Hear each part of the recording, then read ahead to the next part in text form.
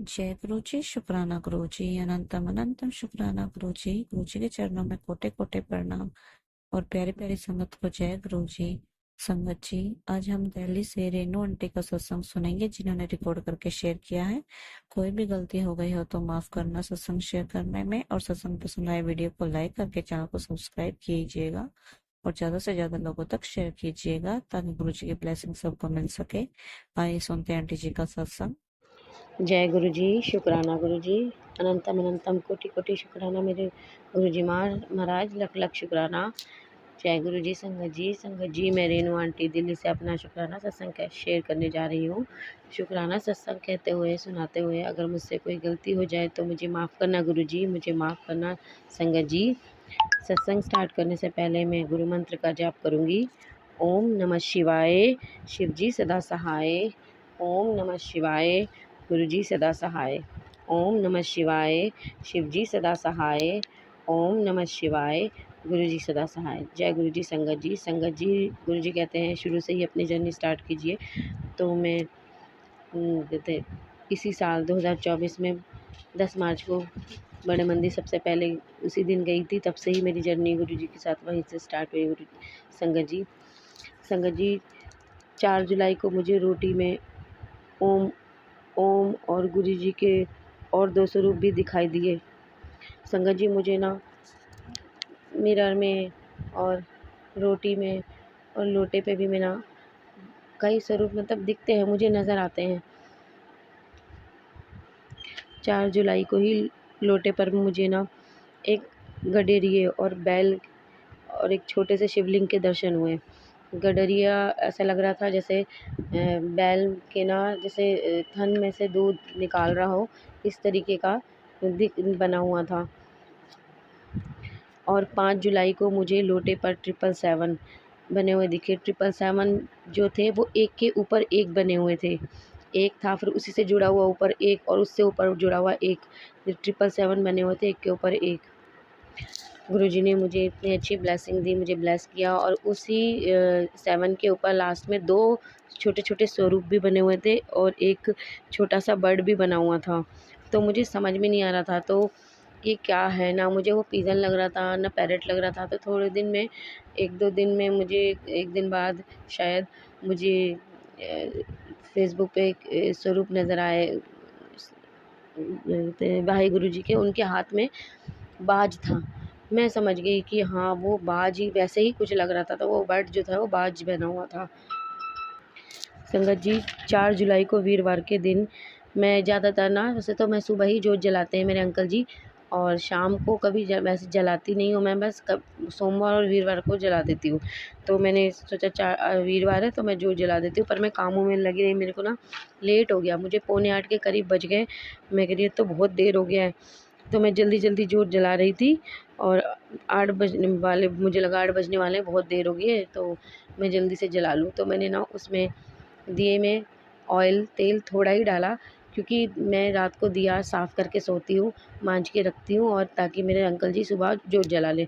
तो मैंने जोत में ना थोड़ा सा ही तेल डाला, ताकि जो थोड़ी देर में मैं उसको मांज सकूँ। तो पर संगत जी आप मानेंगे नहीं, मैंने 7:45 बजे के करीब जोत जलाई थी और वो रात को 2 बजे जाकर ठंडी हुई है, समाप्त हुई है जोत।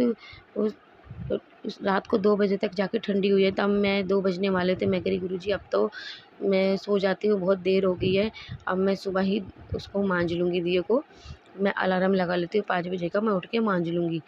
और मैं बाहर अपना वॉशरूम करने और हाथ धोने चली गई। जैसे ही मैं अंदर आई हूँ तो मैंने देखा संगत जी कि जोत ठंडी हो चुकी है। तो मैंने गुरुजी को बोला, गुरुजी आपको लगा कि आपकी बेटी परेशान ना हो, इसलिए आपने ये जो ठंडी कर दी, अब मैं मांझ के ही सो जाती हूँ। मुझे अलार्म लगाने की ज़रूरत नहीं पड़ी है संगत जी। और मैं जो दिया साफ़ करके सो गई।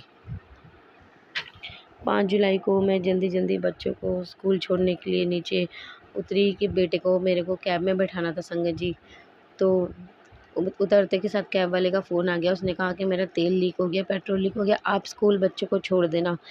तो मैंने जल्दी जल्दी में ऊपर आई किराए के पैसे लेने, और मैंने ध्यान ही नहीं दिया कि मैं गुरुजी को बोलूँ कि मैं तो वैसे हमेशा मैं यही बोलती हूँ गुरुजी चलिए हमारे साथ चलिए, पर मैं को था कि मेरा बेटा लेट हो जाएगा, तो मैं जल्दी जल्दी सिर्फ किराए के पैसे लिए और उतर गई बिना गुरुजी को साथ लिए।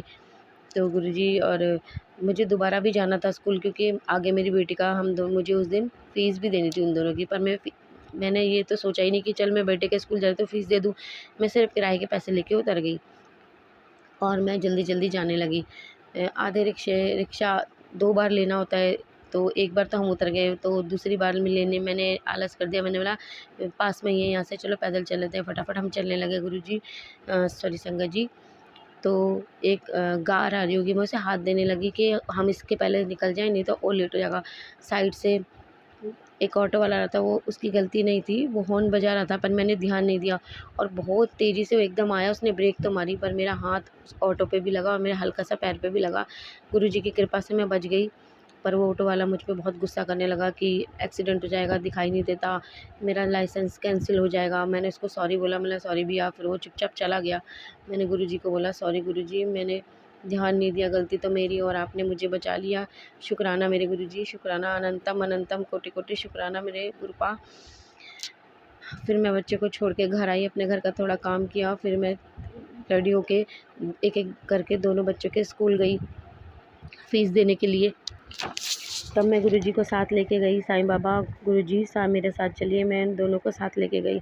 संगत जी आप मानेंगे नहीं, गुरुजी की वैन मुझे हर बार दिख रही थी जिसमें गुरुजी लिखा हुआ था। मैं कह रही गुरुजी आप साथ ही हैं मेरे, और 7 नंबर की इतनी ब्लेसिंग मिली, मैं आपको बता नहीं सकती संगत जी। मैं एक जगह मेरे को दिखा कि ना गाड़ी के ऊपर पूरा 7 नंबर बना हुआ था, और वो जैसे ही निकली मैंने बोला जय गुरुजी, और दूसरी तरफ जब मैंने सर घुमाया तो उधर गाड़ी पे लिखा हुआ था जय गुरुजी। मैं कह रही जय गुरुजी, शुक्राना गुरुजी, आपने मुझे नंबर 7 की भी ब्लेसिंग दी और मुझे अपने दर्शन भी दिए। शुक्राना मेरे गुरुपा, अनंतम अनंतम कोटि कोटि शुक्राना मेरे गुरुजी महाराज। मेरे गुरुजी कहते हैं सब्र का फल बहुत मीठा होता है। संगत जी सच में सब्र का फल बहुत मीठा होता है। हम सबसे बहुत गलतियाँ होती है, मुझसे भी बहुत गलतियाँ होती है संगत जी, मुझसे भी बहुत गलतियाँ हो जाती हैं, पर गुरुजी हमारे इतने अच्छे हैं कि वो हमें संभाल लेते हैं। हमारे गुरुजी बहुत प्यारे हैं, बहुत अच्छे हैं, बहुत दयालु हैं संगत जी। उनका कितना भी शुक्राना करूँ कम है मेरे गुरुजी, आपका कितना भी शुक्राना करूँ कम है गुरुजी। शुक्राना मेरे गुरुजी, शुक्राना। संगत जी मैं अपने हर सत्संग में एक मैसेज संगत को देती हूँ, वो मैं आपको देना चाहती हूँ कि संगत जी गुरुजी किसी भी वहमों में पड़ने के लिए नहीं कहते, वो कोई चोला चढ़ाने के लिए नहीं कहते, वो कोई चूरमा लड्डू चढ़ाने के लिए नहीं कहते, वो कोई पान के पत्ते का उपाय करने के लिए नहीं कहते। वो सिर्फ सिमरन, अरदास, पूजा पाठ और मंत्र जाप इन सब के लिए कहते हैं। गुरुजी की पूजा भी किस्मत वालों को नसीब होती है संगत जी, तो इन वहमों में ना पड़िए। वैसे ये सब करना, आप किसी भी देवी को चोला चढ़ाएं, प्रसाद चढ़ाएं, उसमें कोई दिक्कत नहीं है, वो आपकी श्रद्धा है। पर गुरुजी ये नहीं कहते कि मतलब उनका कहना है कि मैं ये नहीं कहता कि तुम वहमों में पड़ो। अगर आप करना चाहते हैं तो अपनी खुशी से कर सकते हैं, अपनी मर्ज़ी से, वो कोई गलत नहीं है, पर गुरुजी नहीं कहते ये सब करने के लिए। तो इसलिए वहमों में पड़ के ये सब मत कीजिएगा संगत जी।